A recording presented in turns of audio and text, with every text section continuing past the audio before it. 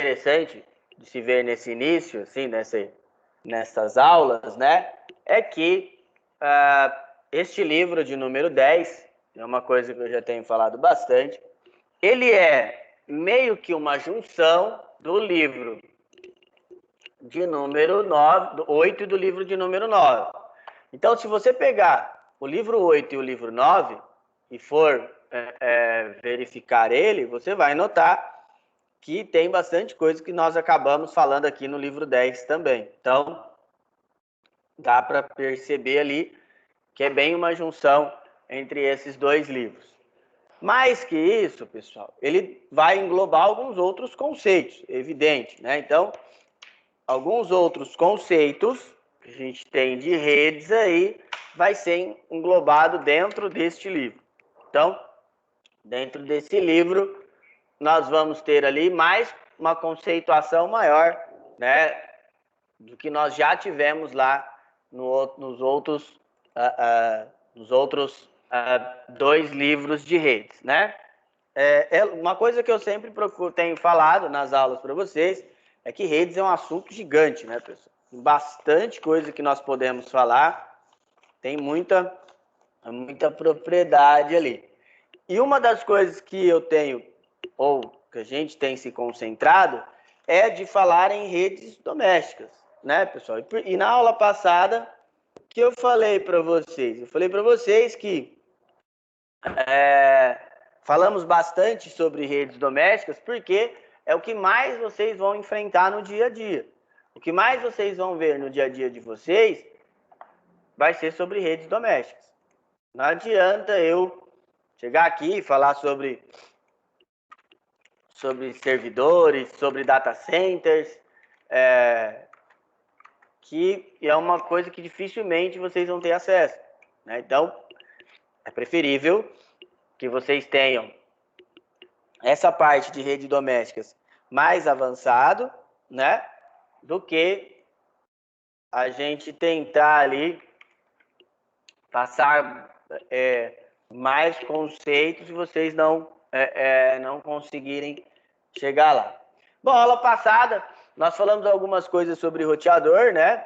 E aí, pessoal, esses conceitos de roteador que nós falamos na aula passada, o que eu falei para vocês é que eles podem ser atribuídos a qualquer roteador. Você conhecendo as nomenclaturas, o que é isso? Conhecendo os nomes, você vai conseguir trabalhar com qualquer roteador,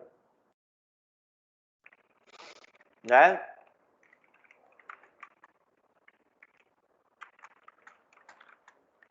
Então,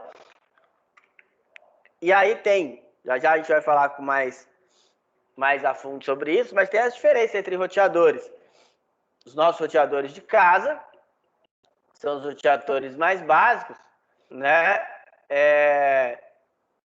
E dos roteadores mais caros, os roteadores profissionais. A gente já comentou sobre isso, mas conhecer essa estrutura é de suma importância. Hoje, nós vamos ter conhecimento do IoT, quer dizer, Internet das Coisas, e tentar passar para vocês, né, o principal, o que se tem de principal nesses conceitos aí, de Internet of Things, né? O que a Internet das Coisas nos auxilia, tá? Nos ajuda no nosso dia a dia. Bom, pessoal, só para dar uma relembrada, lembrar um pouquinho sobre alguns dispositivos de redes e suas configurações. Então, um dos mais importantes é a placa Ethernet. Então, a placa Ethernet, pessoal, ela é a famosa placa de rede, né? Primeiro, da onde ela vem? Quando é lançada a placa Ethernet, existiam alguns padrões, né? Alguns padrõezinhos já de redes. E aí a placa Ethernet, quem criou ela foi o laboratório, a Xerox, tá? Então, a Xerox que fez a pesquisa, aliás, grandes passos né, da tecnologia foram em laboratórios da Xerox. E aí, pessoal, o que vocês têm que entender? Por que o laboratório da Xerox é tão importante? Porque, além, né, desse trabalho, a Xerox trabalhou no sistema operacional em janelas, a Xerox foi uma das inventoras do mouse, e assim por diante. Então, por isso que a Xerox, em certo ponto da história da tecnologia, ela é tão importante. E aí, primeiro, reza a lenda do porquê Ethernet, né? Vem Ethernet porque o pesquisador alegava que era numa velocidade tão grande quanto o éter se propagava. Então, dali que sai o termo Ethernet, tá? Outra coisa, na época tinham outros padrões. Então, ainda não havia uma padronização específica de rede. Por exemplo, tinha ali o cabo coaxial, né? Então, que hoje caiu em desuso, mas e tinham alguns outros padrões. O que aconteceu, pessoal? Além de, né, surgiu o padrão internet. Além de surgir o padrão Ethernet, a Xerox, depois, ela disponibiliza esse padrão gratuitamente. E aí ele começa a poder ser atualizado, tá?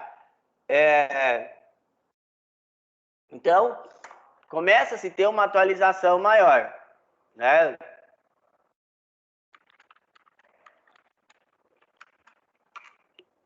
Começa-se ali, né, ter uma atualização, tanto que os primeiros cabos, as primeiras conexões era 10 megabits por segundo, hoje são 100 e depois é gigabit, né? Agora o padrão mais novo é gigabit, né? São 1000 gigas por segundo, tá? E aí o padrão internet, ele usa o cabo de rede, que é o cabo pai trançado ou o cabo UTP.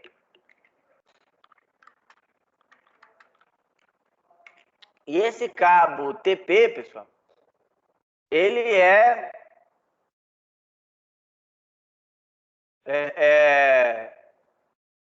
esse cabo ali, padrão UTP, ele é um tipo de cabo de par trançado, é o nosso famoso cabo de rede, tá? E aí ele foi também evoluído com o passar do tempo. Hoje nós temos vários tipos, várias categorias, CAT5, CAT6, CAT7 já.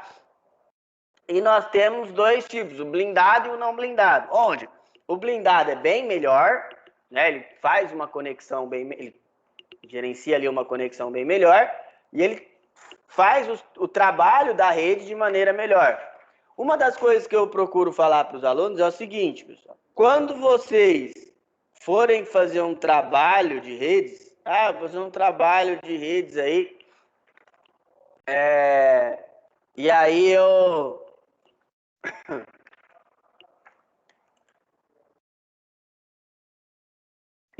vou e eu vou precisar, né, fazer esse tipo de orçamento e aí vão ver que a diferença grande dos cabos, tá? O que você tem que tentar sempre passar? Que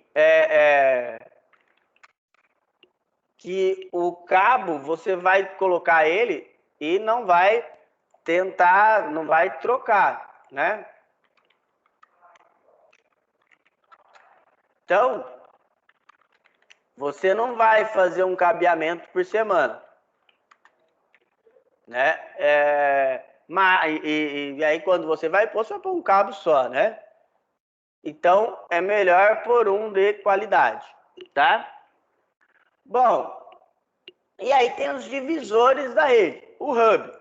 O hub, ele vai apenas dividir a rede, né?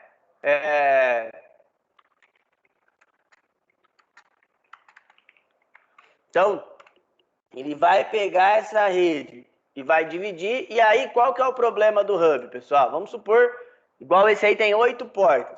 Você quer enviar a informação da porta 1 para a porta 8. Ele envia para todas as portas. Tá? Isso aí, antigamente, dava muita colisão de pacote.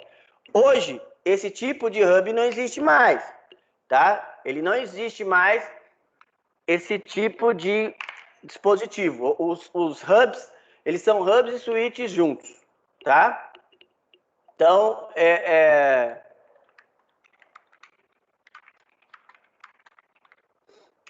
eles fazem os dois trabalhos. E qual que é a principal diferença, pessoal? A principal diferença é que o switch, quando você vai mandar uma informação, ele pega essa informação e manda para todas as portas. Desculpa, apenas para a porta específica, tá? Então, enquanto o hub mandava para todas as portas, né?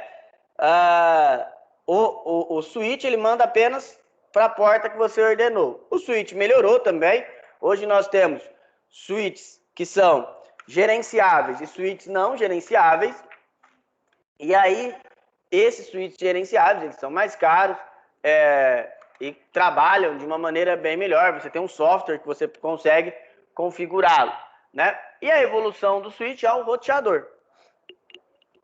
A gente já viu que o roteador, né? Falei evolução do switch, por quê, pessoal?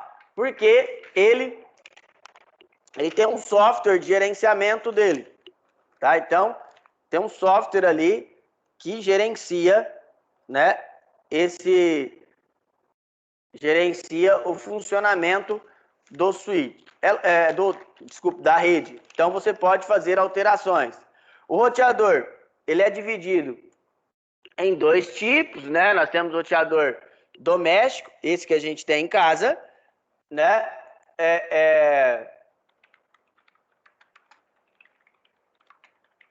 E nós temos o roteador profissional. Qual que é a diferença entre um e outro? O roteador doméstico, ele não tem tantas conexões, tá? A quantidade de conexões menor, tá? E ele também, além dele ter essa parte, ter menos conexões, né?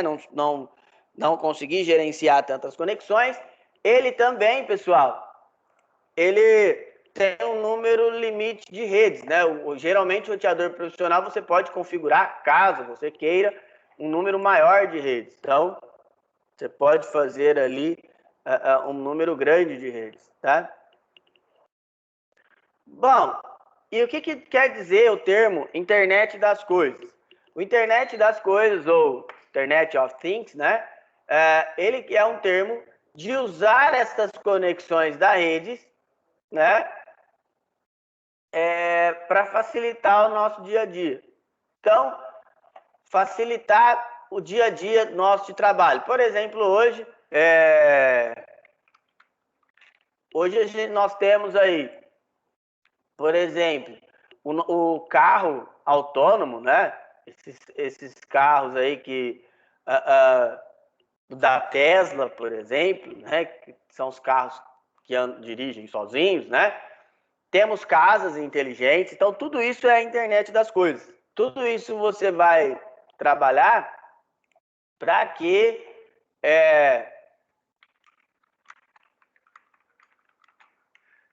você consiga fazer ali, né, o seu trabalho de maneira melhor. Então assim, este termo, internet das coisas, né, vem disso, tá? E aí, pessoal, uma das coisas que é gigante que vem para facilitar a nossa vida e para deixar também a nossa vida mais tranquila é o conceito das Smart TVs. Hoje, por exemplo, não sei se vocês já utilizam, tem um conceito de redes que chama IPTV. E o que essa IPTV faz? Não sei se vocês já chegaram a usar, né? O IPTV, ela é um tipo de rede ponto a ponto, peer-to-peer, tá? Que você utiliza para você poder assistir canais que são liberados ali. Na verdade, é o sistema de streaming, né? Só que o que acontece? O que você pode fazer? Você pode, né? Hoje, né? Tendo acesso a algumas listas, tá? Você pode chegar e ter acesso a canais ali do mundo inteiro. Por exemplo, eu tenho uma lista de PTV lá, né, que eu uso em casa, que tem mais de 4.000 canais, por exemplo, tá? E também outros serviços de streaming comum, né? Por exemplo, YouTube. A Globo hoje ela tem o Globoplay. O Globoplay dela aí, ela consegue ver pelo seu IP a Globo da sua região. É bem interessante esses serviços de streaming, né? É um investimento hoje que é muito legal assim de se assistir, né? Isso aí, pessoal, demanda uma rede gigante, tá? Então, isso demanda uma rede absurda, né? De dados, tudo, de troca de dados e assim por diante, tá? Então, e outra rede interessante que é muito usada hoje também, mas aí no mercado de games, é, por exemplo, a Live. A Live é a rede da Microsoft, né? Então, ela é aquela rede que a gente usa no videogame, quem tem um videogame da Microsoft, aí, o Xbox, já deve ter utilizado alguma vez na vida, né? E a Live, pessoal, ela é interessante conhecer o servidor dela, né? A Microsoft hoje ela tem um servidor gigante, né? E que consegue ali ter diversos milhões de usuários por vez. Então, esse servidor nos auxilia muito no dia a dia de quem gosta, né, do seu jogo e não deixa cair tanto, tá? Pessoal, nós já fizemos esse exercício uma vez e aí que eu quero de vocês verificar o quanto você pode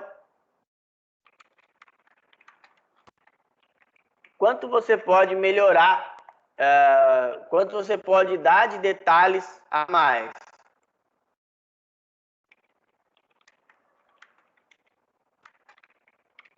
Tá? Então, o que você pode detalhar mais aí? Você está olhando aqui, você já fez esse exercício, já falei. O que você pode pôr a mais de detalhes? Tá? Vai lá, pessoal, pode começar, por favor.